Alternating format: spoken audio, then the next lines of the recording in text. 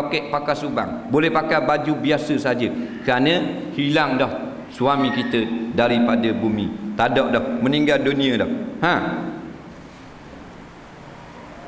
Dan wajib pula meninggalkan akan khianat bagi suaminya tatkala ghaibnya. Jangan khianat kepada suami. Suami tak ada ni, ambil harta suami, ambil pakaian suami, beri korang apa semua, tak minta izin suami. Kalau kita nak beri makanan hak di rumah kita, hak milik suami, kena minta izin suami. Tak, telefon ke dia, mesej ke dia, bang, kita nak beri walimah hak beli kemarin, suti boleh tak ke budak sebelah rumah ni. Nak pasal nangis ingat nak walimah. Suami kata boleh beri. Suami kata tak boleh beri, tak boleh beri. Nak menaikkan makanan yang kalau kita tak beri, tunggu suami balik punah jahanam, barulah boleh kita beri. Nak umpamanya suami kita kerusuh 6 bulan. Nak kita ada beli keang tadi ada lebih. Nak beli maknanya beronok ada lebih. Takkan nak tunggu 8 bulan tak jadi beronok dah. Jadi minyak tar belaking. Tu boleh beri, takut punah. Benda-benda piti suami tak boleh ambil tanpa kebenaran dia. Pakaian-pakaian dia kena jaga molek, harta benda dia dah lewat mudah-mudah. Kereta dia tak ada, dia tak izin, kita wi adik-adik kita guna, wi abang-abang kita guna. Hukumnya haram, tak menjaga harta suami.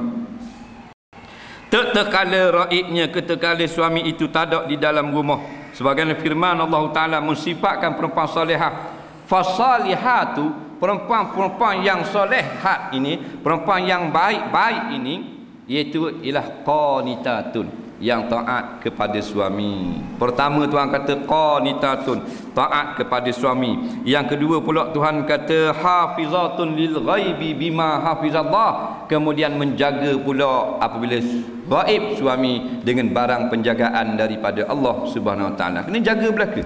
Jangan awak baby kurang. Ada you bagi baby kurang, nak dia pinjam motosikal dia ke adik dia, tak apa, tu lelaki kuda adik ni, ambil aku dia nak balik lagi, mau mata mula tengok dia marah kan. Tak boleh harta suami. Tak, yang hak lebih kurang gitu. Nak minta izin suami. Telefon ni jadi ke mana? Ni bang ni nak pinjam motosikal ni boleh tak? Nak pergi mohon JKK. Ambil lah pinjam.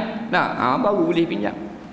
Tak boleh. Dia kata, suami aku mana aku lah. Tak boleh. Suamimu harta dia, mu isteri dia, harta dia bukan harta mu. Dia kata dah, kalau mati boleh kaku ke?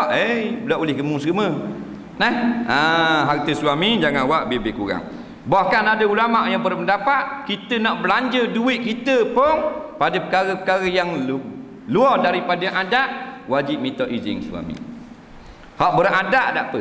Piti kita, piti isteri, nak buat beli roti, tak apa, tak wajib izin suami. Tapi benda-benda yang luar daripada kebiasaan, nak beli kereta, piti kita, mesti kebenaran suami. Nak beli rumah, mesti suami beri izin.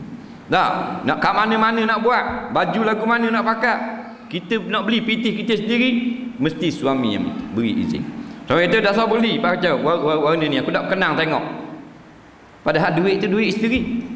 Dia nak beli baju isteri, duit isteri. Suami kata saya beli color ni, aku tak kenang, biru-biru. Umpamanya tak boleh beli. Dah duit kita sekalipun hak suami ada.